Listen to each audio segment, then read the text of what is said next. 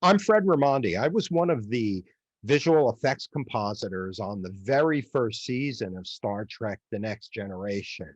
And you're listening to Trek Untold.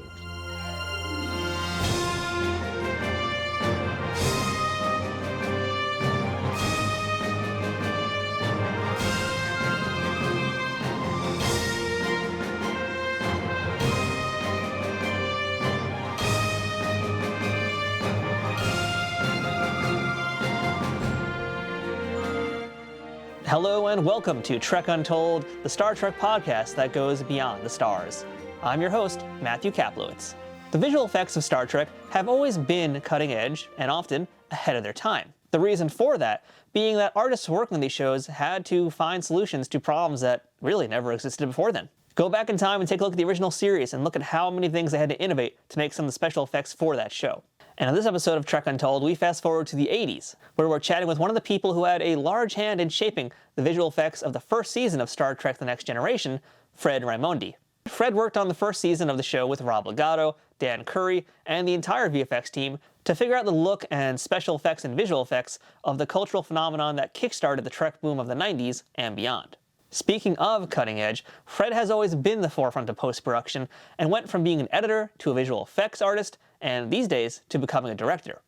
You might be familiar with Fred's work on shows and films like the Twilight Zone TV series, Mac's Headroom, Freddy's Nightmares, True Lies, Common Law, Stranger Things, and much, much more in the commercial world for some very big-name clients that we're going to discuss today too. Fred has some great stories about working in this field, and that includes a lot of amazing professional advice and insight for anyone interested in this area of his expertise. And really, you can't find a better teacher than Fred and his decades of life experience here, so I hope you enjoy my conversation with an artist and storyteller whose work has held quite a lot of influence throughout Hollywood and beyond.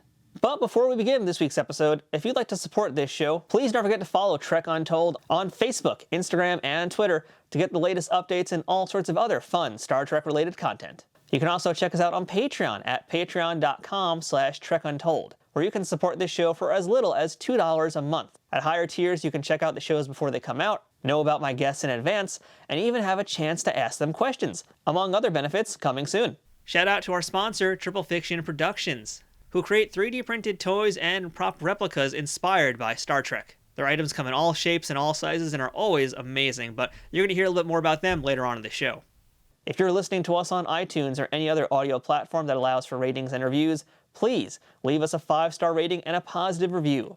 If you're watching this on YouTube, don't forget to subscribe to us at youtube.com/nerdnewstoday and give the video a thumbs up and a comment. Doing any of those things help keep this show growing and allow me to continue bringing you awesome guests and great conversations every single week. Now, without further ado, let's beam in this week's guest. Computer, access interview file. And welcome back to Trek Untold, and now joining me on the other side of the screen, we're with a man responsible for some of the VFX you have seen on the first season of Star Trek The Next Generation, and a whole bunch of other things that we're going to talk about today. And that man is Mr. Fred Raimondi. Fred, how are you today? I'm terrific. I'm really honored to be here. It's every anytime I get to talk about my work, it's great. And plus, just to be part of be a teeny part of the Star Trek family is pretty. It's a pretty amazing thing to have touched that. When I was a little kid, growing up in New Jersey, I had to go to bed before Star Trek because it was on at 10 o'clock. So that was, I never really saw it in the first run. So we're gonna ask you about that actually in a moment here, because that's my first question for these interviews, and that's Fred, what's your earliest memory of Star Trek? I guess seeing the promos on TV. I was just like, what is this? And then my friend Billy Patterson, who his parents were a little cooler, like he let them stay up, but he got to watch it. And when he was telling me about it, he was like, yeah, he goes, there's like 400 people on the ship and, they live there. It's not like just a few people going into space. It's a whole thing, it's kind of like a micro civilization. It's like of course, probably at this point it's in 10-year-old or 11-year-old speak, but I was like, wow, that sounds like something really different. It doesn't, I never, that doesn't say, science fiction or space to me. And then, once I actually got to see them, I saw them mostly in reruns, the first ones, the original series. Um, it was just something, it was terrific. Was Star Trek your first taste of sci-fi? No, actually, my first taste of sci-fi, and probably the reason I do what I do, and I don't even know if this counts as sci-fi. There are two. One is, I don't know if you're probably too young to remember this, but like on Sunday afternoons, they would have the movie for a Sunday afternoon. And my dad, one day he called me in and he was like, come here, you got to see this. I want you to see this. And I, I was like, must have been like 5 or 6. And it was King Kong, the original, 1939. And I was like, oh man, I never saw anything like this. It was like unbelievable. But even at that time, I'm watching him climb up the building, and I'm like, what is wrong with the hair on his back? Why does it keep moving? Like it gets like not something's not like even then, like my little brain was like, there's something not right. And then the other uh, taste of it, which is really very oh, I'm sorry, which is really something that's very, very close to my heart, and I suspect a lot of other guys my age, is the Jerry Anderson stuff. So the first one that I saw was Supercar, and I like never saw. I mean, I never seen anything like that, and I'm like to this day, I'm a huge fan. Actually, I actually made a CG version of it and had it land over my pool, and you know that, and then after that, I saw Thunderbirds, and I was like, wow, man, this is just the coolest thing. These like ships and rockets, and it's like you know, and then it's like really funny. It's like years and years later. I mean, it's got to be like 30, 40 years later. My wife bought me the whole set of Supercar and Thunderbirds on DVD, and I watched them, and I went, wow. I was like, I mean, the ships were still cool, but I was like, that it was, I was just like, it was kind of disappointing. I was like, I put them away, and I, I was like, okay, well, that's it. But I still like, if you look in my toy cabinet, it's all like I must have, you know, every Thunderbirds times 5, and supercars that I actually built before they were die cast and all that stuff. Like I actually built a model of one. Um, so yeah, those are like my earliest memories of that kind of stuff. You Well, I know, can I can reassure you and let you know that you're not the first person to have mentioned the Thunderbirds and Supercar on this show. So it's yeah. definitely a pretty big cultural important thing to the world of sci-fi. So as you already mentioned, you grew up in New Jersey, and I'm actually your neighbor over in Queens, New York. So Oh, no kidding. not a stone's throw away, but several stones Yeah. throws away. But just kind of go more into that direction. Can you let us know like where you were born, who your parents were, and what little Fred wanted to be when he grew up?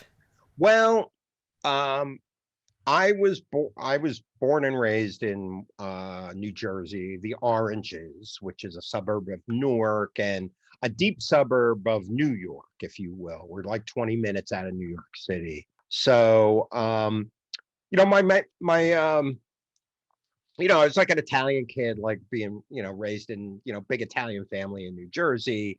And my dad was a firefighter, and my mom stayed home. She raised me and my sister and my brother. I was the oldest.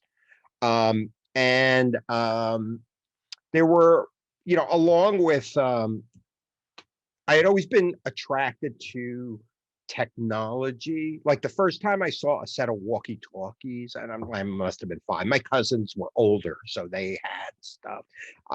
First time I saw a set of walkie-talkies, I was like, "Oh my God, that's like magic!" And then one of my other cousins had a tape recorder, and I was like, "Oh, that's amazing! I have to try that." So it was like I was really attracted to that kind of stuff, and then cameras, like my dad had a an not even super 8, an 8 millimeter camera, the same camera of that which my baby movies, like me as 6 months old. Yeah. I made my first films on that same camera. And once I got a taste of photography, and I was always interested in that kind of stuff, cameras, and then the other really big moment was the Beatles on Ed Sullivan, which led me in a completely other direction. And I've been a guitar player my whole life. I made I've, a solo album, The Apostle of Reality, which you can hear on Spotify. And, you can get it on Amazon and a bunch of different places. And so all of that, and also just like straight ahead, like still photography. I just like, if I have a camera in my hand, it's just like, to me, it's like magic. It's, so that's kind of where those things were the things that were really important to me, much to the chagrin of my parents, because there were no artists in our family. So they had no idea what to do with me. Like, and like school was school. I was, not really interested in, I was good. I was, I did everything. I got pretty good grades. I wasn't like a stellar student, but I was far more interested in that other stuff and outer space. Like I was that kid. Like I went to space camp when I was 33. So I was that kid too. Like I was the kid that my mom had to wake me up for every launch. Like I never missed. If a launch was on TV, I was there watching it. So that was the other thing. My head was in space, and I was interested in astronomy. It's like all that stuff was like really influential to me growing up. So then when I got older, I went to high school. I did okay in high school, and then when I went to college, I did I kind of concentrated my studies on TV and film. And If I can interject, actually, can you yeah, let's, go ahead. where'd you go to school? Were you actually going to school for filmmaking? I went to school at that's the other thing. I was one of the first in my like couple of my cousins had gone to college, but I was really one of the first. So there was, Okay. I mean, in our, family group, I was probably the third one or the fourth one to go to college. Wow. I mean, my mom, bless her heart, and I mean, she's still alive, but I mean, she was really smart. She was like, she should have gone to college, but they didn't do that in 1952. It's like it was, like rich people went to college. And we were really raised. I mean, just to give you an idea, my paternal grandmother and grandfather never owned a car, never owned a house. So that's just to kind of give you an idea, like where my family came from. And um I went to I went to it wasn't even like my brother ended up going away to school, like went to Rutgers. My sister really didn't want to go. She wanted to be a legal secretary, so she went to like a specialized like secretarial school. And I went to Kane University, which at the time was only a college. It was Kane College. It was in Union, New Jersey. Now it's a university. And I concentrated on film and TV, and I took every film class I could, took every TV class I could.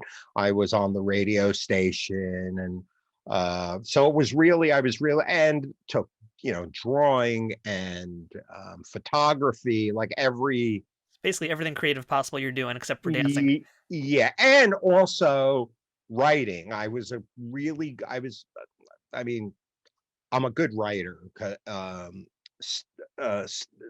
it always fascinated me. Like I wrote poetry and lyrics, And I was just a really good writer, which served me well, like when I became a director, because, I have to write treatments and, and then, even with visual effects, you have to write methodologies and, so it all that, it all served me really, really, really well.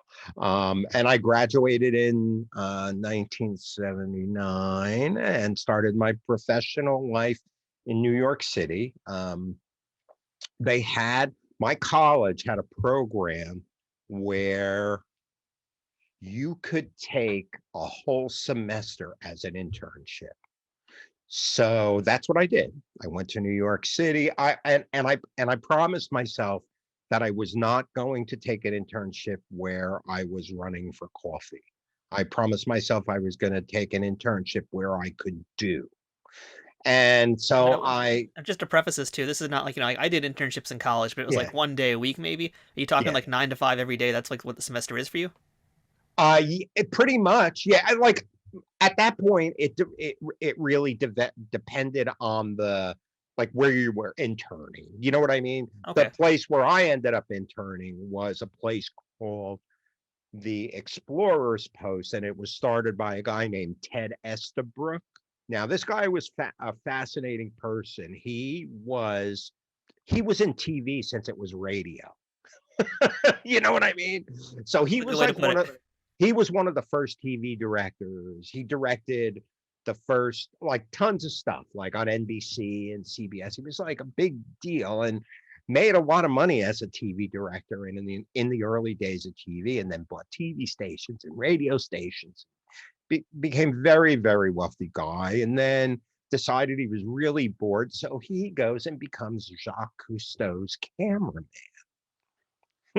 and is like shooting for Jacques Cousteau. And on a trip, he gets the bends, which is, it's a skin, when you're scuba diving, if you rise too quickly, you get nitrogen in your blood, and it really hurt him.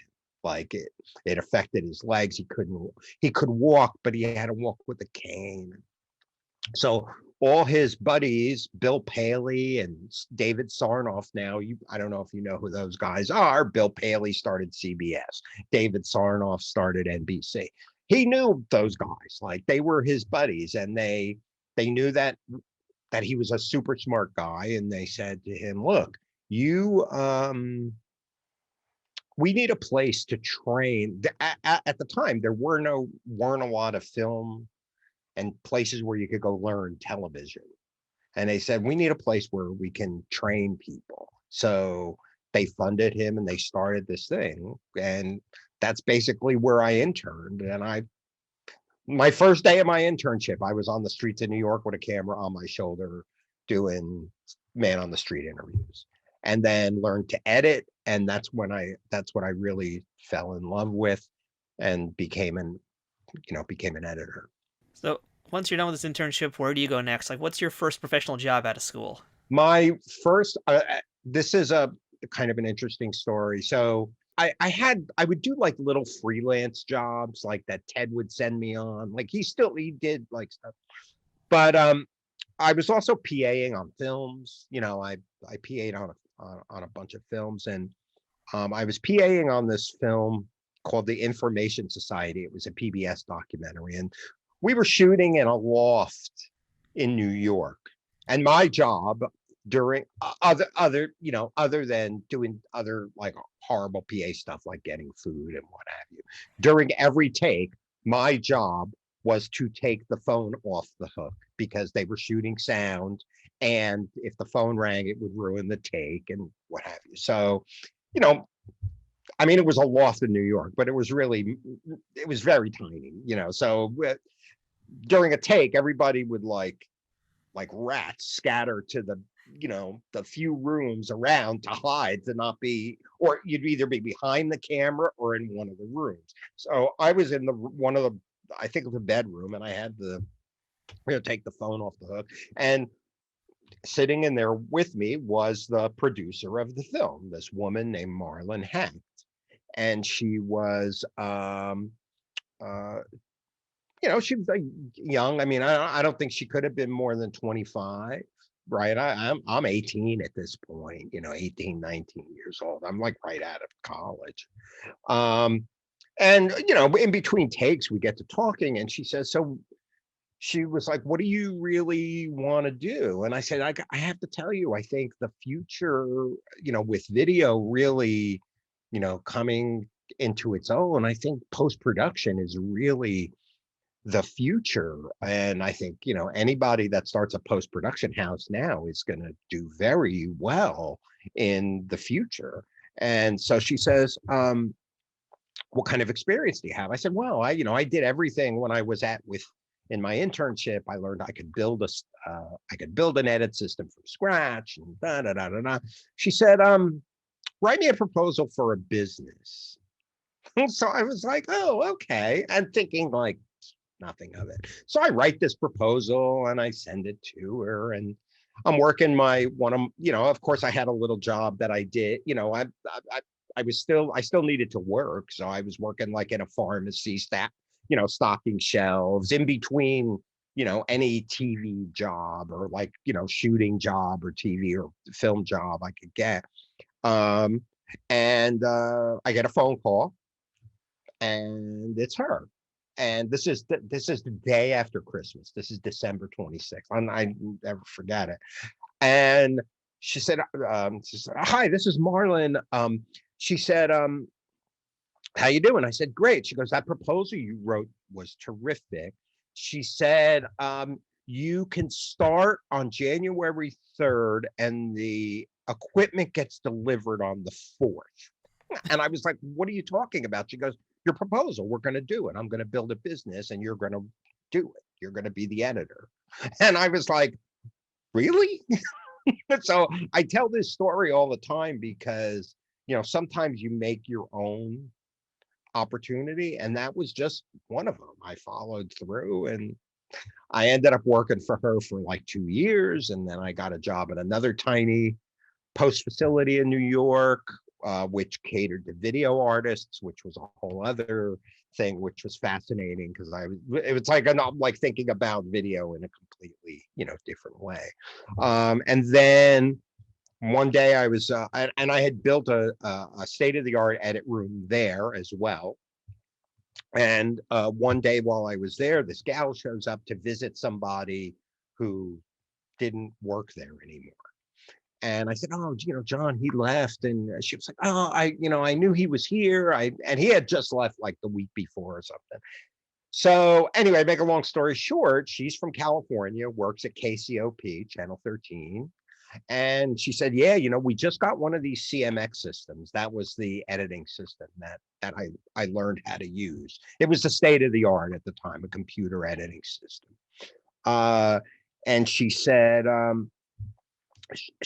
we just bought one of these systems and they're looking for an editor. I said, you think they'll hire somebody from within? She was like, no. She goes, I think they're just they want to hire like somebody really good. So I said, well, and at that point in your career, I was like 23, 24. You're sending out resumes, but you're always trying to rise up, So I took the information, I sent a resume, sent a reel of my work.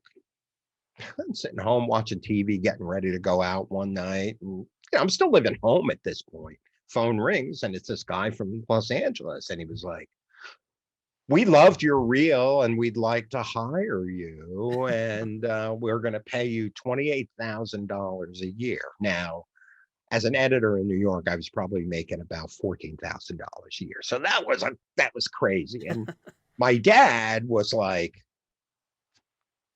you're going to go do this. And I was like, Dad, I'm in a band. We're fairly successful. I have a job in New York. I have a steady girlfriend that I've been with for 4 years. And he was like, go do this. He goes, you'll never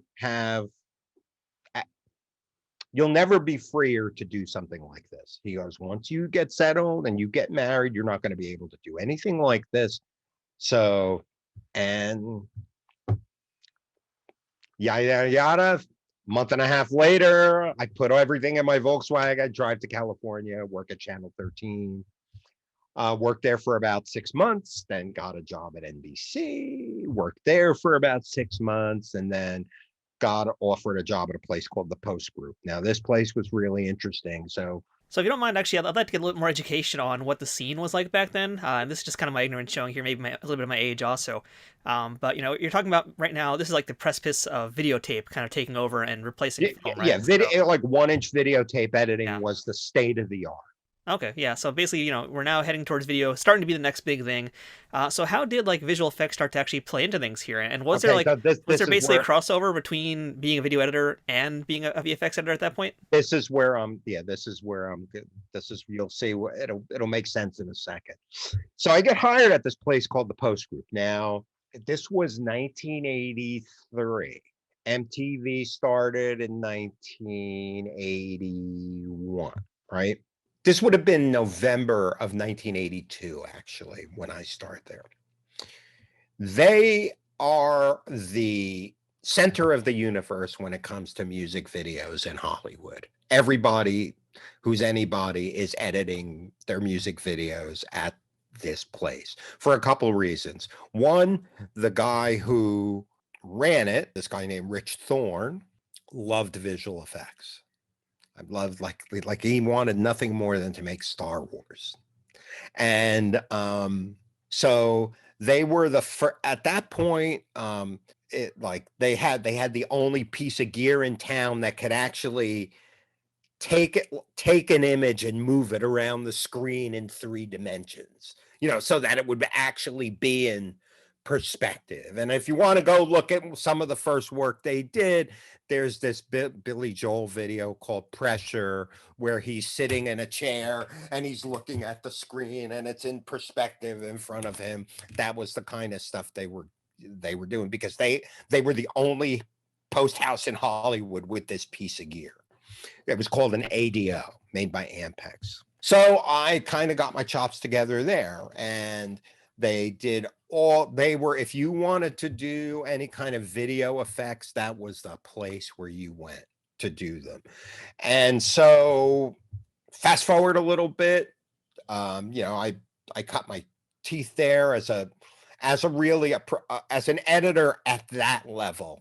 That was a whole different level from what I was doing in New York, right? So I cut my teeth as an editor at that level.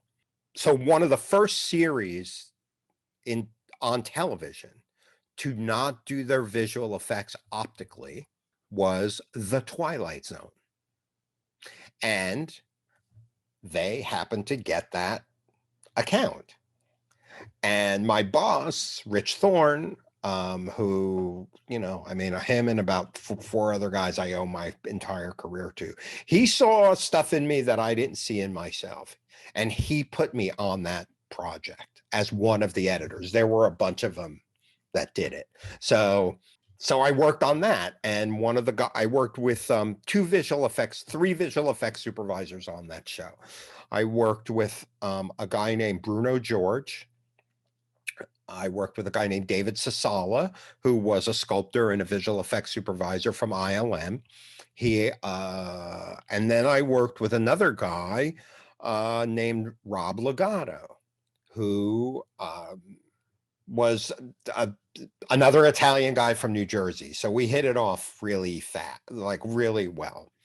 And he was one of these guys, he was like, dude, you don't even know how talented you are. Like, I work with other people and your taste is just like, when you're making a key or you're doing something, it goes, it's just your taste is really good. I was like, okay, great. This is just what I like to do. It's what turns me on. And so I learned a lot from him doing Twilight Zone. And then that got canceled. And then there was another series that was a visual effects series called Max Headroom. And I ended up being the main guy on Max Headroom as well. So I did, in addition to doing the actual visual effects on the show, I also was in charge of putting the Max character together. Nobody got to touch him but me. That was neat. me. That was the kind of the ground rule. Peter Wag, who was the producer, was like, nobody does this except you, Fred. And a lot of it was because I had a great sense of humor, and I loved comedy, so it all came really easy to me. So I did that, and then as that show was winding up, I'm walking through the hall one day and I run into Rob Legato, and he's got this binder there that says Star Trek The Next Generation on it. And I was like, we said hi, and he was like, oh, he was like, he goes, I got the gig as visual effects supervisor on Star Trek The Next Generation. He goes, and you're going to be my guy. And I was like, really? And he was like, yeah. He goes, I requested you. He was like, out of all the other guys that work here. And I was like, cool.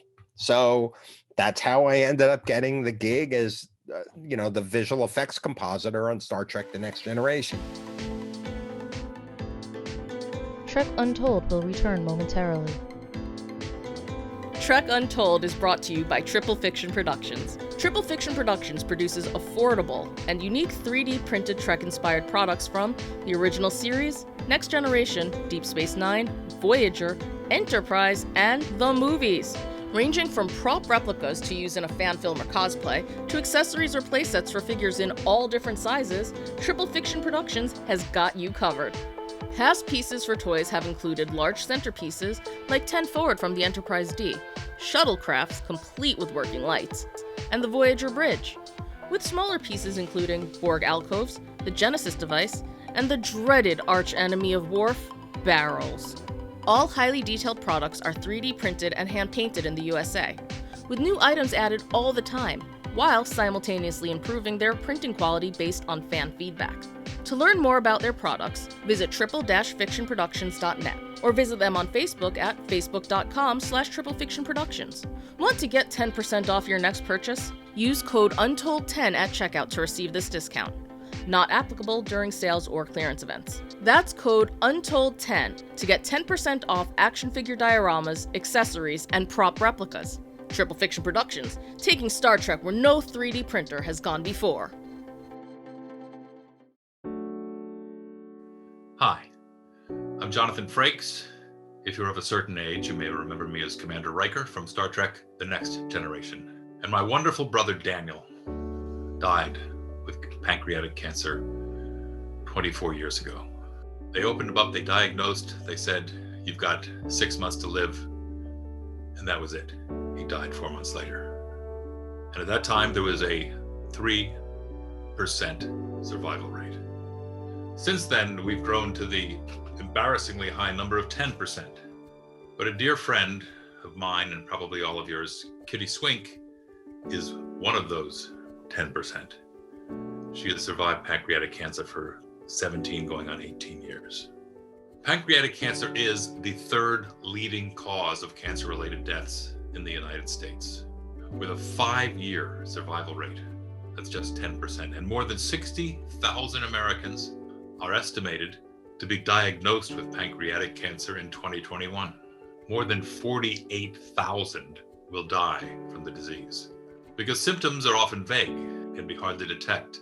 That's why I'm supporting the Pancreatic Cancer Action Network, the leading patient advocacy organization committed to fighting the world's toughest cancer.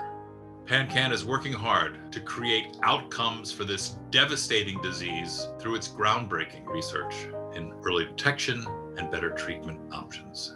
PanCan drives progress by funding life-saving research, providing personalized patient services, and creating a community of supporters and volunteers like you who will stop at nothing to create a world in which all pancreatic cancer patients will thrive. You can help support our important mission by donating today at pancan.org. Thanks for your time. We now return to Trek Untold. All right, so Fred, that's kind of your story of how you got into Star Trek, but I want to actually back things up a little bit here. And so we've talked and we've used the phrase optical effects a few times now. And, optical effects, visual effects are basically like, on the same family tree, but kind of sort of two different things. Yeah. So can you kind of explain to my audience who might not know what those terms are, basically what the difference is between them? Sure. So optical effects, which I never got a chance to do, sadly for me, because I think it would have been really valuable for me just to understand it. And I have a rudimentary understanding of it. The way optical effects worked was so it was a, if you will, it was a photochemical process, right? It was done with cameras and, film, right? Everything, it was all film at the time.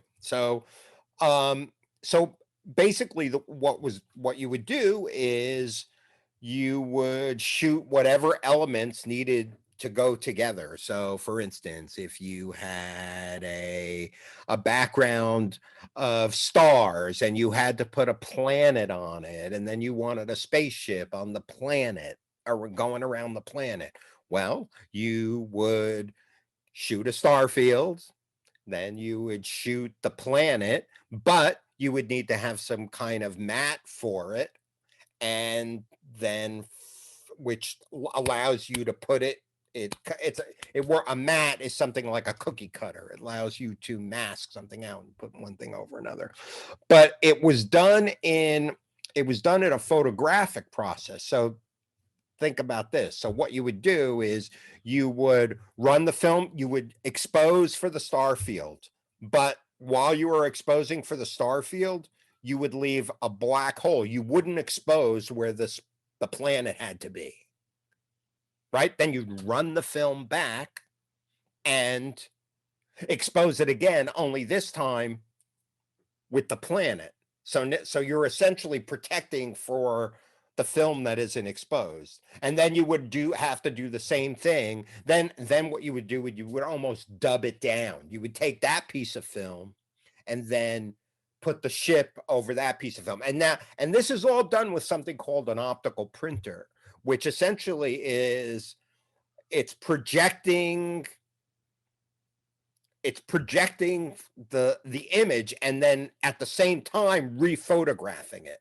So you've got two cameras. You've got a projector and the camera that's recording it. So you're essentially, and then you're adding in between, you have a piece of glass or whatever that you're projecting the other image on, and that's how the images would go together. That's rudimentary. That's a very rudimentary explanation, because I never really did it, but it's like very complicated. And then you have to do stuff like, like color correcting it was like, have you ever heard the phrase a wedge? I have. Okay. So that's where doing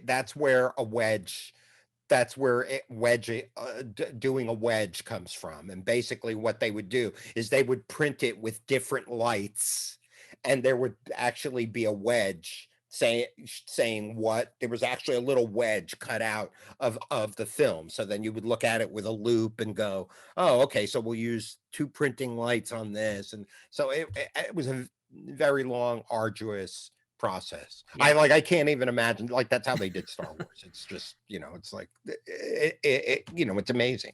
It's almost like literally physically compositing stuff as opposed to doing it digitally. No, it is physically compositing stuff. You are physically compositing images together, to the point where, like, is the perfect example, right? Like, I forget which Star Wars it is, but it's like, it's either maybe it's the first one with the Emperor, where in the theater, like, you never saw it, but like if you looked at the bottom of the Emperor's neck, it's all like going, like, it's all chewy and you see all this shit going on. Well, that was because they thought they didn't want to see what was here, so they rotoscoped around here. So this is somebody actually painting on, a piece of Mylar, rephotographing it, and then using this process to put it back together. So, but they're using actual paint and Mylar frame by frame. Crazy. And it's like, not to like go on a super far tangent in this, because I know at some point we gotta get into Star Trek, but I just like recently rewatched A Trip to the Moon, because TCM was showing it, and they showed the actual like hand painted color version of it, and it's just like such an archaic relic, but it's really amazing about how special effects were done, even just Yeah. 30 years ago. Well, that's my thing. Like, as much as I'd being a visual effects guy, I mean, I love the art form, but I love stories. So like I'm a big TCM fan. I like those older movies. For, I just like, and it's really funny. Like when I watch them with, if depending on what the story is, I watch them with the eye of a visual effects person. Some after like if I watch it more than once, and I'll be like, they did such a good job with what they had. Like it never took me out of the move. That's had to me that was the art form back then, was to make it so believable that it never took you out of the movie where you went, oh my God, that's friggin' awesome. Awful. You'd see some stuff and go, oh my God, it takes you out of the movie. The really good guys, that's how they got, that was the art. I just had that experience too because I just watched. I think I actually was also on TCM. It was my first time viewing Forbidden Planet, and oh right, there it's like wow. It's like they're so limited by when this was made, but that monster, when they had that monster and like everything that worked with it, that's really impressive. That's like pretty amazing work right there. Same thing with the other one, Klaatu Barada Nikto, that one. The Day the Earth Stood Still. Day the Earth Stood Still. Like you look at it and it's just like there's nothing in that movie that takes you out of it. It's all, there was like, it's done more with story than it is with images. And to me, that's the main thing. Because, you can make people cry with stick figures, but, visual effects, can't save a bad story. Very true. Now, I don't know if you watch much of the new Star Treks, but with new Star Trek, everything's very top secret. Like the actors when they're auditioning, we talked to them on the show plenty of times. They usually don't even know they're actually auditioning for Star Trek, especially if it's first season. Right. So for you working on the first season of TNG, this is the first time Trek has come back since really the movies are doing their own thing. But this is the first time Trek has come back to TV. How secretive is what you're doing? It wasn't like that. It was a different time. Okay, so here's the other thing. There was no internet. This is like what is it? I want to say it was like 86 or 87. Like when we did it, I think it premiered I want to say it premiered in the fall of 87, something like that. Yep, that's right. Maybe. There was no internet. There was no, like the best you could hope to do was read in the Hollywood Reporter that there was going to be a new Star Trek series. Even in for the mainstream, like you might see a blurb in like the mainstream press but it wasn't, it was nothing like it is today. So it was really, the other thing is at that time, the film business was so, that was part of what attracted me to it. Was when I was a little kid, I went to watch, I cut school just to go watch them film a Burger King commercial, and because I was probably 12, 13, 14, right? And I was like, I'd never seen a real film set before. And I was like, I was blown away. I sat outside I sat outside and watched them film the whole day. So, but, it was a small community. It wasn't, and I thought, for me, I thought, oh, I want to be part of this. This is cool. I want to be part of that secret club, but it wasn't very secretive. Because it wasn't, crazy where anybody could post a picture of it and tip the hat, it just wasn't like that. So back in that very first time when TNG is getting off the ground here, we mentioned Rob Legato. He's the man that brought you into the fold here. Yeah. Did you guys have any meetings those days to kind of discuss, here's the style of how we're going to do things, here's the visual plan, if you will? Was there any kind of things like that to kind of explain the visual vocabulary you were going to use in the show? They did have there was a production Bible, which I believe I have a copy of it somewhere, which essentially and then there was other stuff other addendum that would come out later. I remember reading Michael Okuda's This is what this this is how a phaser works, right? It's like this is, you know, like on stun, it's like the microwave on low. You know, he like equated it to like a microwave, like That's what a a very good microwave description. what like a microwave would do to you. So there was like that kind of stuff. But in terms of the visual, the vocabulary, like stuff, I'll give you a perfect example, like stuff like the transporter, right? The transporter in TNG. Really, that was me and Rob looking at videos of the last film version of Star Trek, which I don't even remember which one, what it was. Anyway, look, we would like look at that, and then he had an animation. He had an animation element made of these lines like just coming down. It was an animated element of these lines coming down, and then there was another animation element that they had that were like these if I didn't know better, it would look like bubbles, but like looking at soda bubbles, macro tiny soda bubbles. I mean, now we would just do it with a particle system, right? But then this is how you did it. So that particular element became affectionately known at the post group as streaks and twinkles. So basically, it was Rob and I in an edit room.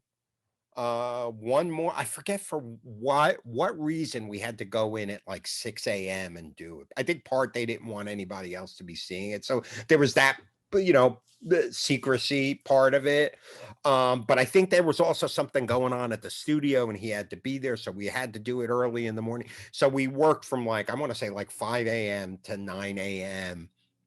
and just coming up with how it would be done. Now, doing this, it was done on this was done using 1-inch tape machines and a production switcher. So for those of you that don't know what a production switcher is, it's the big console with lots of buttons, and they look like they have, they're faders, but they look like stick shift, like it's the most Star Trek looking thing in all of post-production, basically. Yeah.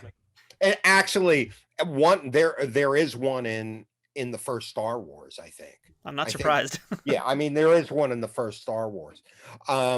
So basically, I had to come up. The other thing was, for that, like we were coming up with it.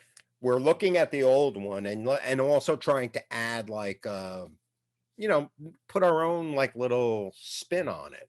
And so we spent, I want to say like 4 hours essentially designing it on the fly, coming up with how it would be made. And then, but it was, fairly complicated. And the other thing was, this is just me thinking ahead as the guy that's going to have to be doing these. I'm thinking I have to make sure that this is something that can be done modularly and quickly. Because like we're going to have to do a lot of this. The other thing is, if there's more than one person in the frame, that means we have to do it 4 times, not just one time. So it was a fairly, I had to keep all that stuff. So I was really, at the same time I was designing it, I was designing the procedure for how to do it as well, which later on I learned when I went to learn I took formal art classes to drawing lessons. I just thought people that drew just like did it and like that was it. I didn't realize like that they would make 50 before they got the final one. Part of the process is learning how to make it. And we should add too, like this is now, you guys are working on Encounter at Farpoint, the 2-part series beginner, right? So basically, you're dealing with this, and you're also now dealing with the stress of the fact that this is the start of the series, and you have a time frame to get this episode out there. So, like, what is it? What is that time period like, where you're basically just doing this? Like, is it as stressful as I would imagine it would be? It wasn't, because they had planned. We still had an air date, but I don't remember. I mean, I don't ever remember doing like crazy late night hours working, what we call dawn patrol, where you worked all night into the next day on Star Trek, because they had a ton of lead time up to it. So they had a lot of that design process was like kind of built into it. And plus they did a lot of testing. Like there was, I forget the one that I remember working with Rob on early on was there was this scene where I think it was like Riker, they were being wrapped around these tentacle things and they had to escape from it, and they had shot it one way and it just like it didn't look like they were escaping. So there was like that kind of testing going on, like how do we get it to look the best, so.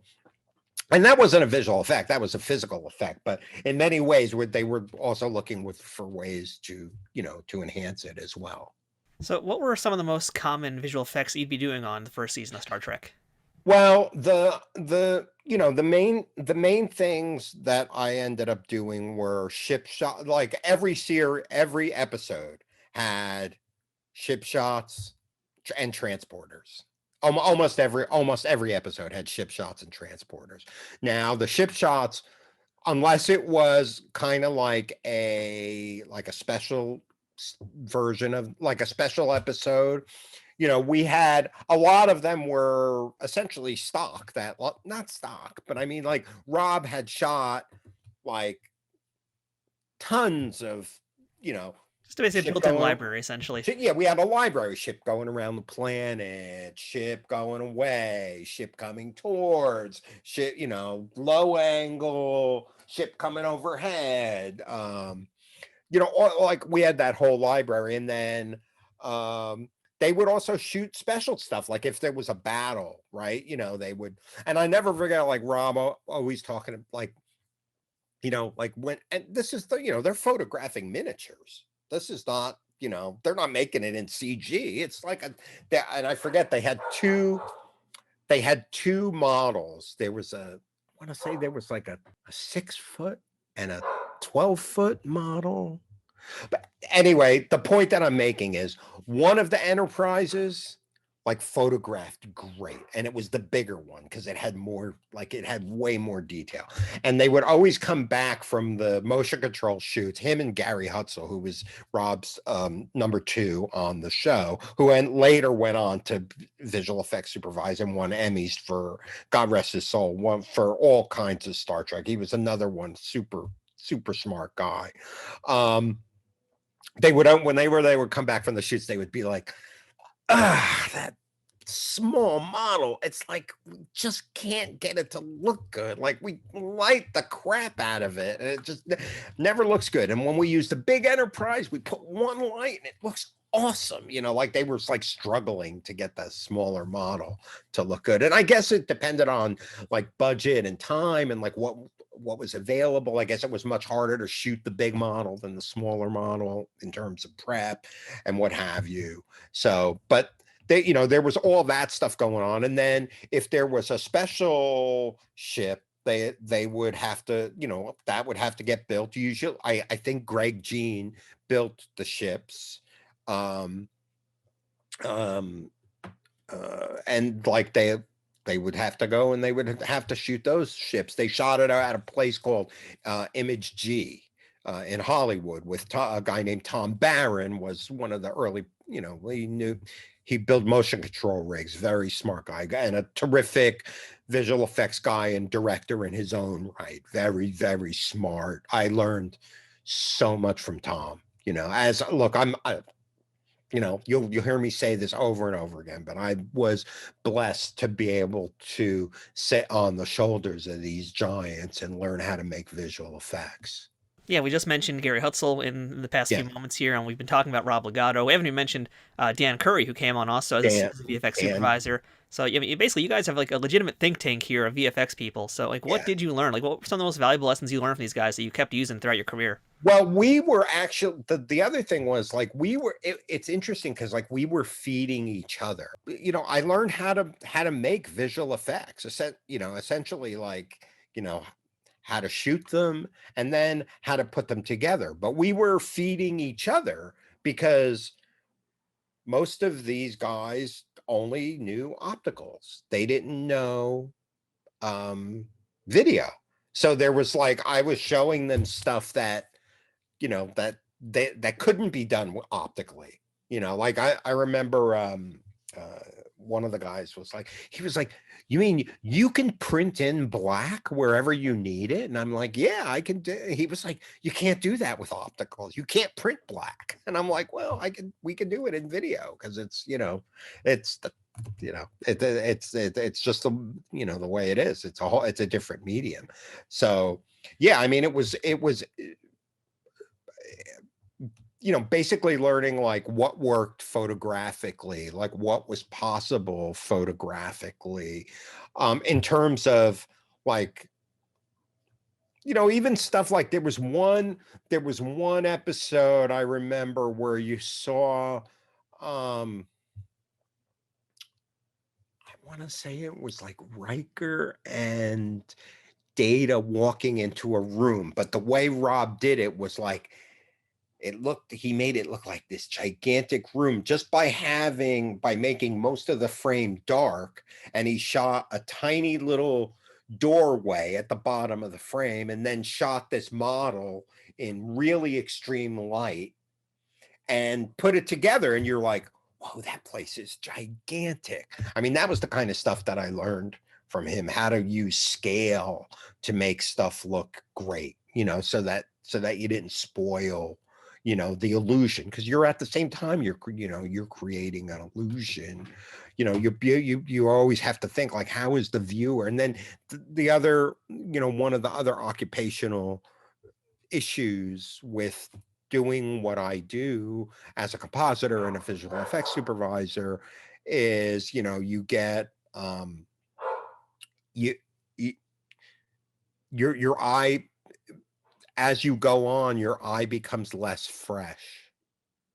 So something that looks good at 1 o'clock, you might go to lunch and come back and go, oh my God, that just doesn't work. We gotta rejigger it. So, that was the other thing. We were always like checking each other, it's like, and how could we make it better? Like what more could we add? Like, and Dan was like, he and Rob like worked. They couldn't be more diametrically opposed. Both unbelievable artists in their own right. But Dan was like way more devil may care in terms of like, although Rob was a really funny, he still is one of the funniest people on the planet. Like first day that I worked with him, like we're sitting there and, I'm doing my thing and I hear like a fart sound and I'm like, what the fuck? And like so I ignored it and I'm like, I keep going and like it happens again and I'm like, oh my God, I can't believe this guy is doing this. And then he does it like 1/3 time and I was like, dude, really? And he goes, it's this, and he holds up this, he had this, it was like this red can that when you squeezed it, like it made the sound. And he goes, I did a commercial with Leslie Nielsen and he did the same thing to me and he gave it to me. And I was like, oh, dude, that's awesome. But like Dan was like, he was great at like seeing stuff that, like there in one of the episodes, there was this robot that looked like it was kind of like this contoured robot, like in a kit. And he basically made it out of there used to be these pantyhose called legs and they came in an egg. He made it out of a pantyhose thing and like a part of like an ivory soap bottle and then another thing. But this is what's really trippy. And by the way, I'm pretty sure that's from Arsenal of Freedom, if I'm remembering that correctly. Yes. So the really cool thing was I would sit there and I'd be doing my, making a shot and or like whatever. And he'd be sit there with like a piece of paper. He'd go and grab it from the copier and a pencil. And he'd be sitting there and he's like designing this robot. And I'm like looking over as he's pulling this robot out of the paper with a pencil, essentially designing. And I'm like going, Man, it was like blowing my mind, because I was like, dude, like the art chops he had was like amazing. And then he went and figured out how to build it out of shit he found around his house. Like there was another one where he built like a little shuttlecraft out of a razor, like out of a plastic razor. Like he made like the fins that or the landing skids were made out of two things from a disposable razor. So it was like that kind of stuff. It was like anything was possible. And I was like, man, just to work with these guys that had that kind of imagination that could like pull that stuff, just kind of like out of the ether and then make it, it was awesome. Like I said, every day I'm just like, man, it's like, dude, it just doesn't get any better than this. It's kind of funny that you brought up the USS Gillette, if you will, because I was just rewatching the Reading Rainbow episode where LeVar right, of TNG, which is like one of my favorite Reading Rainbows of all time. Like I remember watching that as a kid, first time I'm ever. on that. And I know I was just gonna actually ask you about that, yeah, because I got to just rewatch it, and I just remembered like how great it was. And you mentioned visiting the set of a Burger King commercial being filmed. Yeah. For me, like that episode of Reading Rainbow was my first time seeing the production of how things get made on TV happen. So like for me, that's still a memory that I have, and I can remember that episode so vividly. And I just rewatched it and found out that you're there too. Fred Raimondi's there. So yeah, tell me about being on Reading Rainbow. That's like a dream come true for me right there. I mean, wow. Well, that was Rob, of course, LeVar was on the show, and he played Geordi, and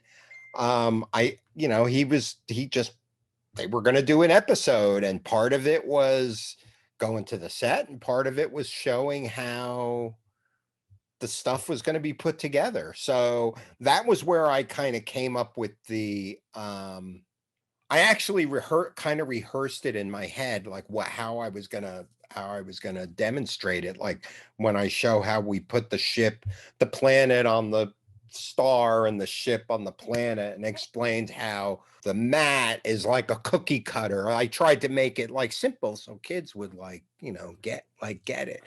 And I put that all together ahead of time. I had it all planned out, just so that, on the day, it looks like it looked good, and it was interesting, and people, kind of got it. I mean, it was really that simple. And like for me, it was kind of trippy, because like they were like, oh, come on, like you got to do makeup. And I was like, oh man, really? Do I have to do makeup? And he was like, LeVar was like so cool. He was like, Fred, if you want to be on, you gotta wear your colors. He was like, so go get the makeup. So they, it was like a whole thing. It was a really cool experience. Just and I have to say, I've had more people in my professional life come up to me and say, guys that I work with now or have worked with, who were much smarter and much more talented than me, say, I'm doing this because of what I saw, because I saw you on Reading Rainbow. And I'm like, man, it just doesn't get better than that. It just doesn't get better than that. I mean, it's like, just to inspire one kid, it's like, man, it's the best. It's the coolest. I mean, that was my first exposure to that world, and it still is something. Just watching again, like not only the nostalgia, but just the information. It's all just really good stuff there. So, I just love seeing it again. And as we mentioned, the USS Gillette, that's like something that Rob shows. So if you guys haven't watched that episode, it is on YouTube. So go hunt it down. Make sure. Oh, no kidding. Yeah, it's totally great. Like I said, I just rewatched it. It's totally worth checking out if you've never seen it before. Yeah. But even if you have, go watch it again. Well, yeah, because they actually put, like, I remember like them bringing it back to the edit bay and showing it to me, like, because they had like, I don't know who did it, whether it was Greg or because Gary Hutzel was also great at that stuff. Like he could wire, like he would wire lights into the little models and stuff. So he was really smart. Like he even knew how to get down and dirty with like programming the computer to get the lights to chase and do all that. He was a really smart guy. So let's talk about a few specific episodes, a few specific moments in that first season of TNG that you worked on. But before we actually get into, I guess, certain moments, I know that you have a story. You haven't quite told me what it is yet, but I know you've got a story about Encounter at Farpoint and I guess the opening night, right? So what's Well, the it deal with isn't the opening night, actually. And this is, once This again, looks like trouble already. Uh-oh. oh my God, dude. It's like one of the most embarrassing moments. But We love having embarrassing said stories that, here. I didn't like I had never seen, I didn't know anything about the script. I knew nothing about the show. I don't even think I think we were just getting started. So like it wasn't like they said, Fred, here's your script, go and read it. And it was more like, at that point, I was just like one of the guys on the periphery, like I was going to be putting the stuff together. And, I got to know them all, like Peter Lauritsen and, so basically I forget which producers it was, but I think it was Peter Lauritsen, who was like one of the main producers on the show, and Rob, me. I don't think Dan was it. Dan didn't come on until like the third episode or something.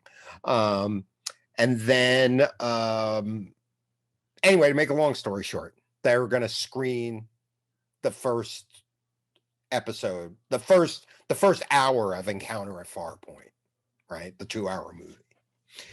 So the episode starts and we get to like, I forget whether it was the first commercial break. And I don't even know if the cut was locked yet. You know what I mean? It was like the cut might have still been in progress. So I know nothing about the series. And to me, I'm like, who's this old guy that's on the bridge? So we go through and and it was probably because Picard was bald, so it looked older. So we get to like the first or second, I forget him. It was like the first or second commercial break. And I say, just like without even like thinking of it, I'm like, the old guy dies, right? Like they don't like and they were like, they looked at me, they were like, no, he's the captain. And I'm like, I was like so embarrassed. I'm like, I had no idea. I didn't grok it at the beginning of the I knew nothing about the series. So I was just, anyway. Over So 30 years later, I'm embarrassed for you. That's a rough one. Yeah, it's like, dude, I remember the words exactly. The old guy dies, right? It's like, because I figured, he's gonna die and Riker's gonna be the captain, because they would never have like, like an older, like wiser guy, but of course he was, one of the greats, turned out to be one of the greats, it's just, and just an amazing friggin' actor too. Of course, yeah. On top of it. I mean, you're pretty lucky that Gene Roddenberry wasn't there either. And that probably would have been the end of me on Star Trek: The Next Generation. I mean, that said, did you ever get to have a chance to meet or chat with the Great Bird of the Galaxy? I didn't, but I did get to shake his hand at we had the premiere was at, I want to say they did it at the Griffith Observatory. Was where we screened it there, or we screened it in Hollywood, and then the party was at the Griffith Observatory. I forget, but I'll tell you 2 moments from that. One, at the party at the end, Rob was like walking around, and Gene was there, and he introduced me. I got to shake hands with Gene. The other one was when it was over. I went to the restroom, and I'm in the restroom, and Patrick Stewart is in there. And then Jonathan Frakes walks in, and they kind of like lock eyes, and like Patrick Stewart was like, number one, and I was just like, oh my God, this just doesn't get any cooler, like they were, and like they gave them each other a big hug because, it was so great. Everybody, it was just awesome, we had just watched the episode and everybody was like so chuffed. It was like everybody was like so stoked, and I think that was the first time he had seen Jonathan till, after the episode had finished, So it was a pretty cool moment. The other really cool moment from a guy standpoint was sitting down. I was sitting with my wife and I look over and I see this like beautiful woman dressed in like this denim mini skirt and this super tight top. And I'm like, whoa, who is that? And I happened to see Rob and I was like, Rob, who's that? Who's the, he was like, that's Marina Sirtis. I'm like, oh my God, I didn't recognize her. And not she had completely different hair, completely different outfit. Like she was like, she was just like, so, oh my God, she was so hot. Well, that hasn't changed. That's good to know, right? Yeah. Yeah. So yeah, I was trying to think, from season 1 of TNG, like, what special effects, what visual effects really stood out to me, and there's like 2 I can think of, and Okay. other than what we've mentioned already, because the show has tons of phasers, tons of. Because I actually thought of one which was really, but go ahead. We'll see if we get to it. Because I got 2 here, and the first one I was thinking of was from Where No One Has Gone Before, and that's the warp effects when the ship is going like beyond warp 10 or whatever, beyond what it's supposed to be being capable of doing. And I was curious if you worked on that effect. I don't really remember what I'm sure I did because I put together most of the ship shots for the show. But I don't really, that one doesn't really ring a bell. But I think that might have been the one that where Dan, because he had to come up with because they had to get it was like a different look. It wasn't the normal, it wasn't like the normal look. So, and I think that was something that Dan may have come up with. And I think he photographed like, I don't know if this is the effect, but I know at one point he used like, it was like a pom-pom. It was like really weird, but the way he photographed it, like you would never know. It was like a chrome cheerleading, like it was like a mylar, all shiny cheerleading pom-pom. And I think the way he photographed it and lit it, like when you actually saw it, you were like, wow, that is really cool. Look at that. How did you get it to look like that? I would have never guessed, what it was. The other one that really stands out in my mind, and this one is, I feel like I see this like memed at least once a week in all the different Facebook meme groups, but the penultimate episode of season 1, which is Conspiracy, and it's known for having, you already see where I'm going with this, it's known for having like one of the goriest moments in Star Trek history. Yes. Were you responsible or part one of my favorite things to ever put together? This is your fault? Yeah.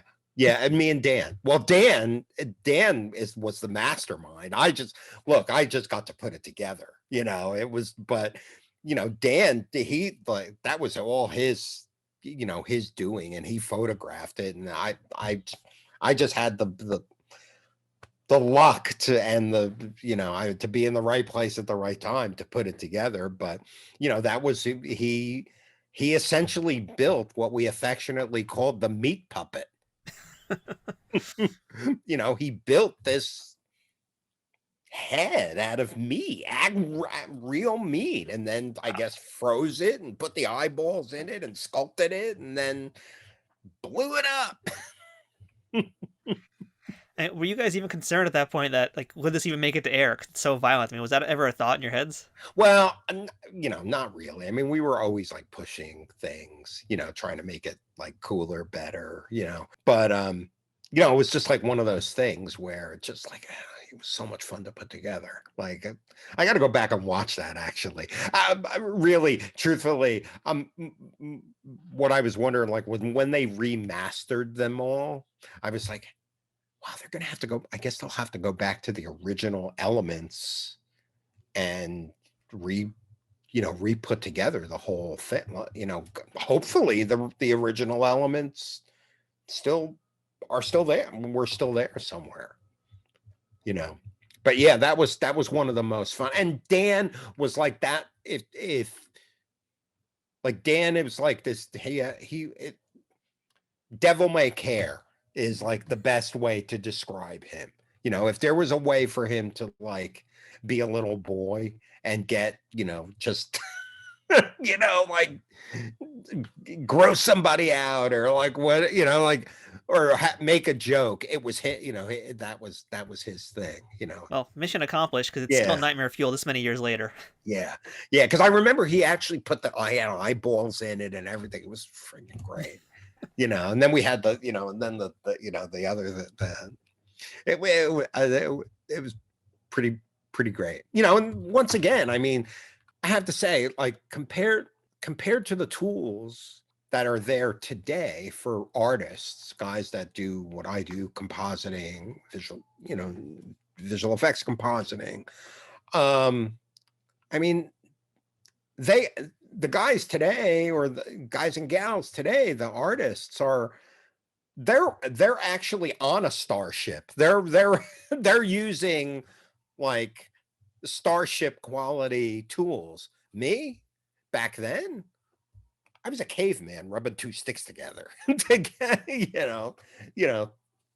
it's just, it was like a different time, so it was, it was kind of cool though, because we got to influence what the tools were going to be going forward. Yeah, you're basically setting the trends. We were kind of figuring it out as we went along, And yeah, we mentioned all these different effects and things like that, but like, what was the post-production workflow for you guys? Because like you just said, it's rubbing two sticks together in that time period. It's really a developing art. So Yeah. How did you guys work? What was the process like on an episodic basis? So here's just what would happen was, they would shoot, they would get an edit, and then based on the edit, they would and I think in the edit they would do like a temp of the effect, just so that they would know how it would work. And kind of like a previs. Yeah, like a previs. And then once that was done, they would go and they would transfer the film. And then the film would get transferred to videotape. This is the other thing that's, at the time, we hadn't really conquered this. Film was shot at 24 frames per second. Video was running at 29.97 frames per second. So we had something called 3:2 pull down, which was, it's a very complicated thing, but suffice to say, it made compositing like very difficult, because you were never working with full frames. You were working with, sometimes half a frame or 1.5 frames. It's like, it's a very, very complicated thing. And that didn't basically really, kind of like conforming the footage, but dropping frames while you're doing it. Yeah, kind of. Well, you had to keep all of them. You had to keep it all. But the place where it got, you didn't really see a lot of movement of things digitally in the in that first season. Very few. And the reason was because the piece of gear we had that could actually move something in the frame only moved at 30 frames per second. So it had a very different look than the film, right? The film you had pull down in it, so it had a particular stutter to it. This other thing didn't move that way. It moved at 30 frames per second, whether you liked it or not. Later on, once we were able to get into the digital domain, we were able to take the 3:2 pull down out, work at 24 frames per second, and then put the 3:2 pull down back in. So that's kind of how we were able to get it. Just made stuff better. That was part of the process. But once again, the stuff would get transferred to videotape. They would transfer the film. Now, the other thing was, like for instance, for a ship, they would shoot motion control. They would shoot a beauty pass. Then they would turn off all the lights in the studio, turn on the lights on the Enterprise, shoot a light pass. So it's just the Enterprise, it's just the lights of the Enterprise. Then they would take all the light off the foreground, off the Enterprise, and turn on all the lights of the background. So essentially you had a black Enterprise against a white screen. That was a matte pass. So I would be delivered all these things on these elements on videotape, and it was up to me to put them together in using the switcher. I had to sync them up, and then, most of the time shooting motion control, they had like something called a bloop light. So they would have a light that was actually controlled by the same computer that was controlling the camera. And they would put this light up at the beginning of the take, right? And it would like bloop. So you just sync up all the bloop lights, and then you would know that your elements were all in sync. And then, then it was just, when it's done, it's like, next. But yeah, that was essentially the workflow. When they did blue screens, they didn't do them at our place. They did them at a place called CIS. And the reason was because CIS had a proprietary system where they composited right off the film. Like, they didn't transfer to videotape. They actually composited right off the film itself. They would use the telecine as an element, essentially. So they were able to pull a much better blue screen doing it that way. So any blue screen stuff, like usually stuff when they were in front of the looking out to the big viewport that was in front, I don't even know what do you call that screen? The main view, in front of the Main monitor. Yeah, the main monitor. That was if someone had to stand in front of it, that was usually done by CIS. And I think Don Lee was the compositor that did that. Another brilliant guy. He's a visual effects supervisor now. Another super smart guy. So, Fred, to kind of put a pin in our Star Trek talk, because we can go on, I think, for hours about Trek alone, and we already basically have gone over an hour just on Trek, but just kind of put a pin on it here. What would you say was the most challenging visual effect you and your team did for that first season? The one that caused you guys like the most headaches, the sleepless nights? Was there anything like that was just like really hard to get your heads around? There was one episode where we had to do, I forget what the episode was, but I remember working like a whole weekend on it. I worked through the weekend trying to figure out how to do this, but it was like a hologram, and they wanted them to walk around it, and that was really difficult. The other one that was really complicated for me, just from a logistic, just keeping track of stuff, was the data going back in time one, where there were 3 datas, That's a tricky one. That was a really tricky one. And then the other one that was a bit of a worry was when Tasha got the tar monster, like how we were gonna get that to look. That was a tough one to get to look good. Like, we massaged that like crazy. Yeah, I think that the hologram was also that same episode, because that would have probably been the hologram of Tasha Yar at her funeral. So I think that would have both been from Skin of Evil, those two things. Yeah. That was so tricky. That was tricky to get it to, so you actually, like, because people already had an idea of like what that's supposed to look like, like from Star Wars, the projection from, R2-D2, that was, so we ended up doing, something, completely different, something a little bit more elegant. That was like my big word was, always try to keep it elegant, that was. I mean, visually, that's kind of the difference between a Star Trek thing and a Star Wars thing, is that Star Trek is always much more elegant, more refined, and sophisticated looking, and Star Wars is like gritty, grungy. I don't want to use noir, but it kind of is like the opposite of, it always has been the opposite of Star Trek. Yeah, and the other thing about Star Trek is, like, I mean, I haven't watched any of the newer series, but, like, they were all little morality plays. You were always kind of learning something about human nature, or it was like a whole different story, setup, you know what I mean, than Star Wars. It was a different thing. So, Fred, you are actually the first Grammy award-winning person we talked to on the show. We've actually had one nominee previously, but you're the first award winner of this, and I'd love to hear what was it that you got the Grammy for? It was for a music video you did, right? For a music video I did with David Fincher called "Love Is Strong," and it was a Rolling Stones music video, and the concept was giant Rolling Stones walking around around New York City. And I had a relationship with David Fincher from when he was getting started. I didn't is maybe the first commercial that he ever directed, when and the early music videos that he did.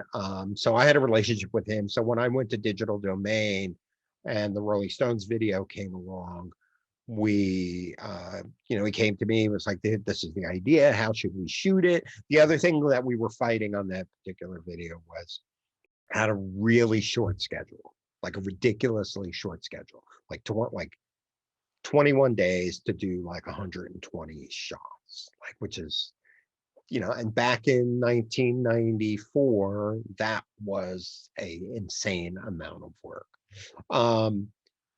But it came out great. It was, we, once again, like I'm a huge, I am not a fix it and post guy. I'm a plan ahead, shoot it right, and spend 90% of the time making it look great and 10% of the time fixing stuff rather than the other way around. If you do that, I guarantee you will always have a better result. And that's David's, I was lucky enough to do many, many projects with David, and he's comes from that same background, that same ethos and work ethic. So I learned, planning ahead is just, and it worked great. I mean, and I got a Grammy for it, which is awesome, and an MTV. I got an MTV award. I got an astronaut for it too. So yeah, I mean that was a really huge project for me, and to this day, people still ask me about it. You should see the threads on the YouTube page for it. Like, I always, if there's a project that's near and dear to my heart that I love, I'll always go and post something like, I was the visual effects supervisor on this. We, da da da da da da da. People, sometimes people like to hear about that stuff, but that was quite that was a really cool project, really fun project to do. I imagine, too, on a much deeper level for someone like you who is a musician and was in a band, and, like, I imagine Rolling Stones were a big influence on you, too, right? So that's got to be a dream. Oh, yeah. Not that I actually got to meet them, because I was in Los Angeles while David, because it's really interesting because we shot that in two pieces. Like, David went to New York, shot all the backgrounds, keeping in mind who was going to be in what shot. Then edited the whole video without any of them in there. And then he went on stage at Digital Domain with a camera and a lens package and basically lined up every shot. So when he shot the Rolling Stones, they would walk in, do their one line, go out. So it was like military precision. It was really, really, really kind of cool. So I was doing all the groundwork for when he came back with the actual shots of the Rolling Stones to put them in. There was a ton of prep work that needed to be done before we even put them in a shot. Digital Domain was a California post-production house that was really, really prolific for their VFX work when they first came out. They were not really a post-production house. They were a visual effects company. Visual effects house. Okay. Yeah. Yeah. Started by James Cameron, Stan Winston, and Scott Ross. So kind of a big deal. Yeah. And once again, Rob Legato brought me over there at the beginning. I was employee 13 there. So really, really early on. So yeah, I was one of the, earliest employees there. So I know, like, one of the things that you did that I want to really ask you about today was True Lies, because I Yeah. saw that on your resume and I was like, oh, okay, cool. You were a compositor on True Lies, and Yes. were you part of the team that worked on that shot where basically the finale, if you will, where Arnold Yes. missile? You're Yeah. okay, so yeah, folks haven't seen it. Arnold Schwarzenegger is flying in like an F-18 or whatever it is, Yes. and Yeah. launches Yeah. a dude No. on a Yeah. It missile, was in a Harrier the jump Harrier jet. jet. Okay, yeah. Yeah. So yeah, you guys did So that. So like, tell me about how that scene comes together. That's like such so a fun scene actually, too. that's a really interesting story because they were so. What we did was we did. They shot all those pieces, right? Most of those shots were of that looking down on the Harrier were shot on a stage, right? They they they had a full size Harrier on stage, and they shot it on a big green, and did all that where he's trying to save his daughter, and they launched, the Year of Fire and all that stuff, and so they had cut that scene with very few of those green screen shots in there because they were just afraid that they were not going to work. And after we did the first couple of them, and Jim saw them and the editor saw them, they were like, "We're recutting that scene." And they put all these, they put way more shots in it because with the proof of concept of how good they looked, they were like, "Oh man, we're going to put way more of this in this movie." So that. And um yeah, I mean, I worked on a handful of those shots, probably, 5 or 10 of those shots. I mean, you worked on a lot of really cool stuff here, and we haven't even really gotten into talking about your commercial work yet, because that's also a pretty big deal for you, because that kind of also pivoted you towards directing more. Yeah, yeah, that was I worked in the commercial division of Digital Domain. I originally went there wanting to do movies, and then seeing how long movies took to do, I wasn't really I'm much more of a sprinter than a marathoner. So the other thing was I thought to myself, man, if I'm going to work 2 years on somebody's movie, it's going to be my movie, not somebody else's movie. You know what I mean? Anyway, make a long story short, I ended up working in the commercials division there for like 15 years and won 5 or 6 Clios, and I did very, very well. I worked on a lot of award-winning work. Went on Oprah. I did the very first Budweiser Clydesdales kicking the football commercial, which was great. It was really fun. I had a lot of great opportunities there, and once again, I owe that to Scott Ross and Ed Olbrich. They saw more in me than I saw in myself, which is a wonderful thing when people they can lift you up like that, plus having the firepower of a place like Digital Domain, which is with a big studio like that, one of the wonderful things is somebody always has the answer, and if they don't, you have a meeting and somebody comes up with the answer. There's always a way. So one of the wonderful things about working in a studio like that, and of course getting to meet and work with Jim Cameron, Yeah. he's the coolest, just super nice guy. Like, to me, he'll be Mr. Cameron. To you, he's Jim. Well, I mean, yeah, I guess. I mean, you got to work on some really cool stuff. I mean, your VFX reels on your website, and you just let folks know. I mean, you've done stuff, as you mentioned already, for a bunch of big places, but you did GMC, you did Coors Light, Microsoft, Dell, IBM. Did a really cool piece for McDonald's. I liked a lot, actually. Yeah. It's really funny. I had that was Earth's Treasure was the name of that spot Yeah.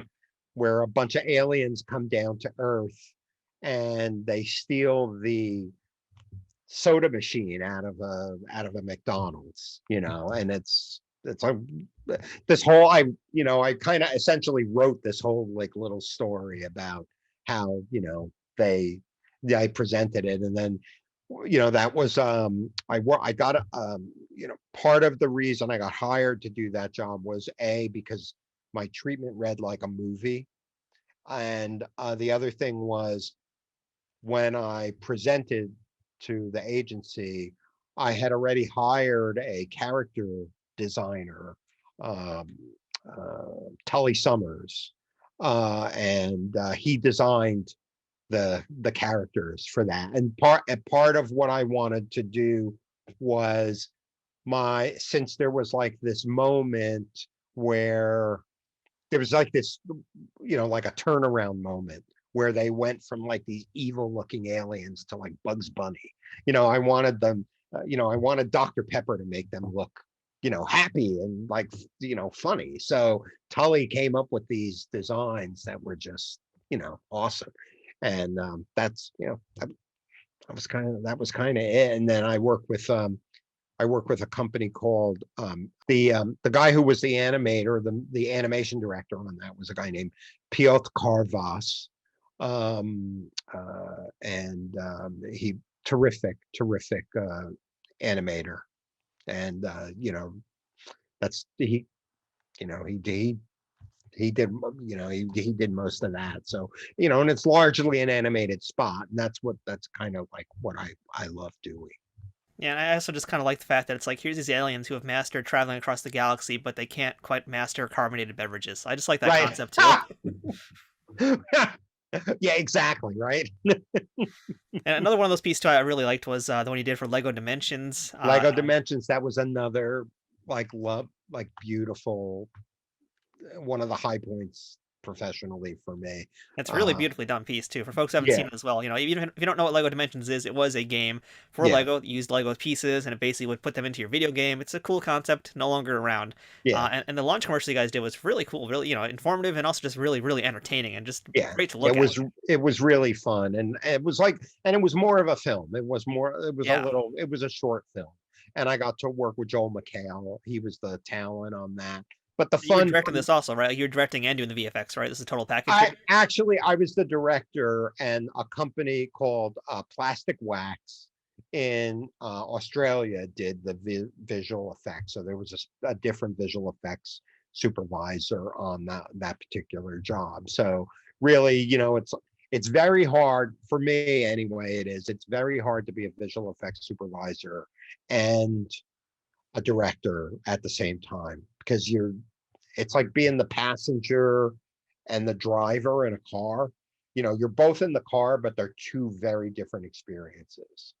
So on a big job like that, I really try not to be the visual effects supervisor. It's just too hard, because you're worried about a whole bunch of different things, and it's like, it would just be that I think, at the end of the day, the film is the most important thing, and how the viewer reacts to the film. And I think it would suffer to try to do both, especially on a big animated project like that, because it's like there were all these like little moments, I don't know if you notice, I did an homage to the Avengers, where there's the camera circles around the little Lego figures, and I did the what I think is like to me is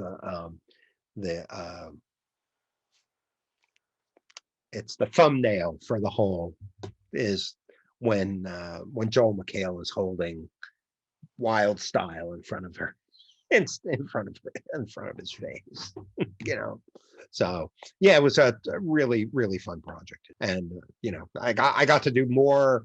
I got to do so much cool stuff on that because I had a great budget and great team around me. You got Lego money, go for it. Yeah, no kidding. Yeah.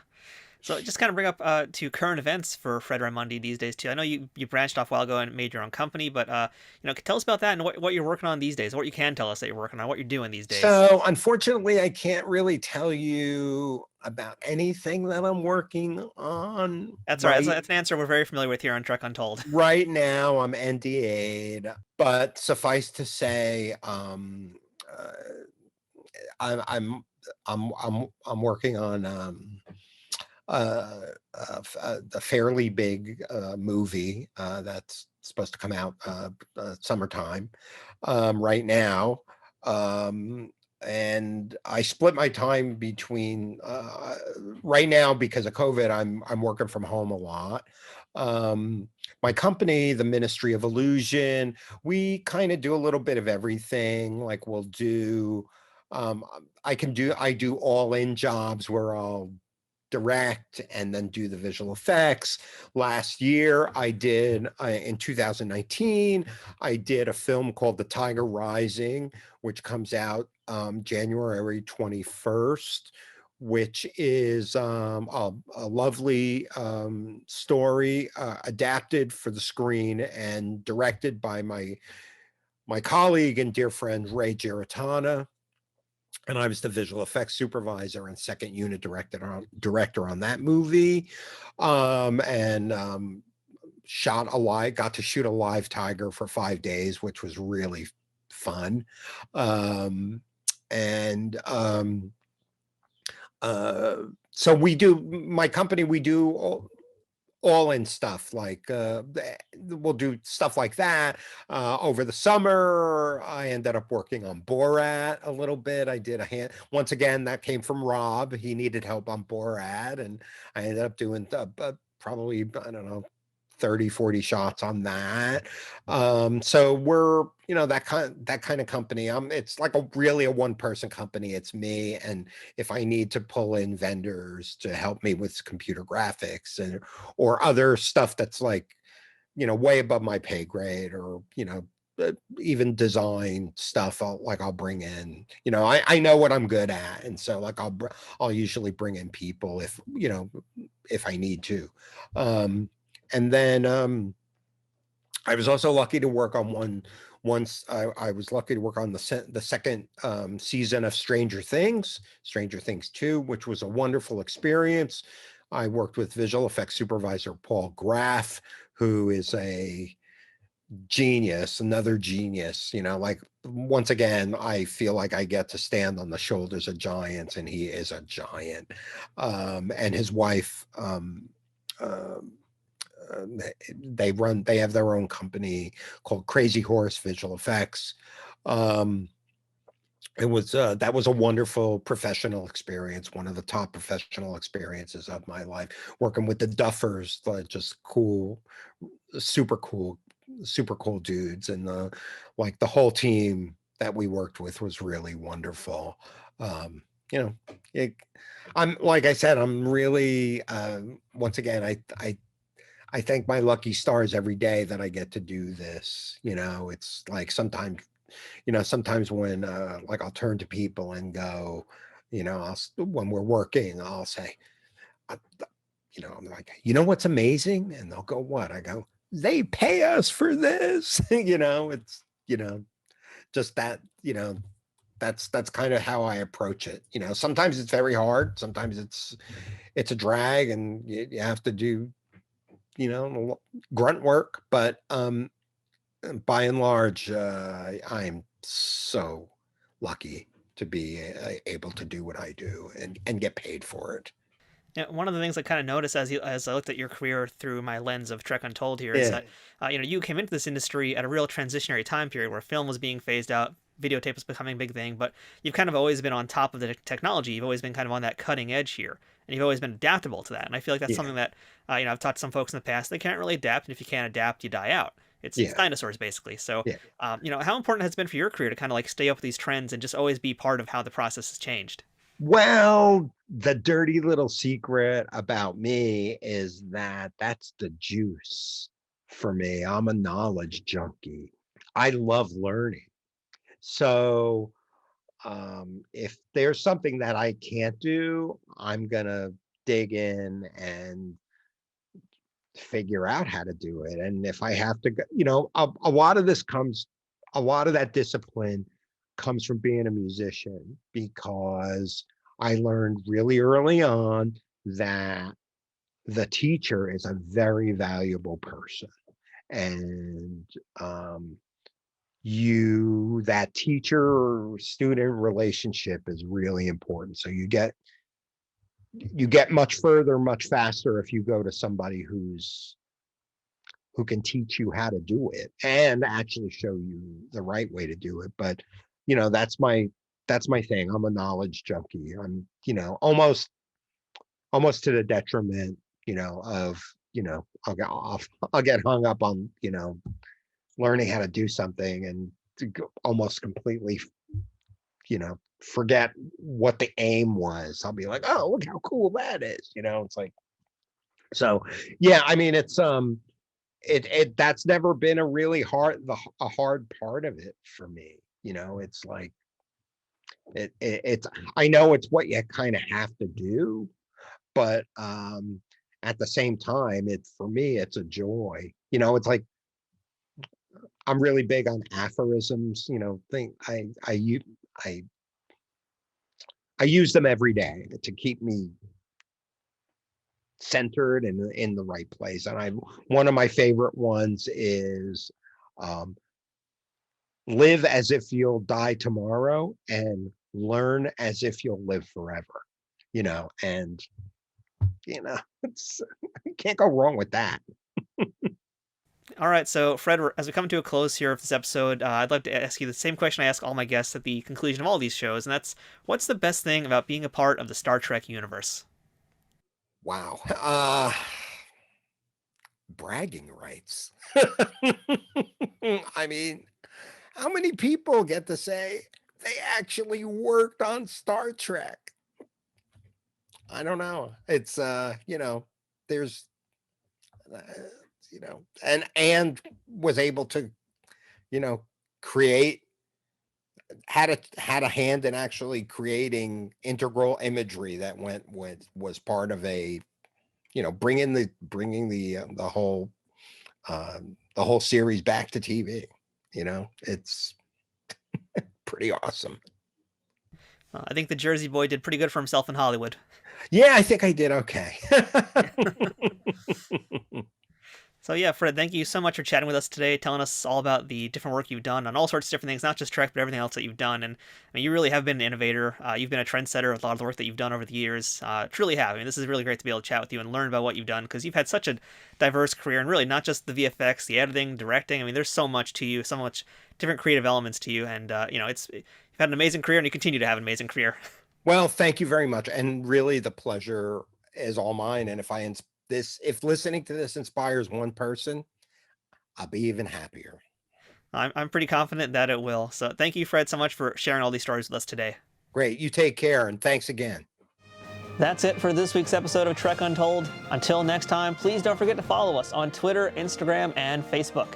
And if you're in a position to financially support the show, please consider becoming a supporter over on patreon.com/TrekUntold, or pick up some merchandise from our Redbubble store. If you're looking for direct links for any of these things, links will be right in the show notes. If you have any questions or comments for the show, or would like to suggest a guest, or discuss any sponsorship ideas with us, send me a message at trekuntold@gmail.com. Thank you for listening to Trek Untold and for continuing to support this show. I hope you'll come back next time to learn more stories about Star Trek and beyond. Until then, I'm Matthew Kaplowitz, and always remember, fortune favors the bold.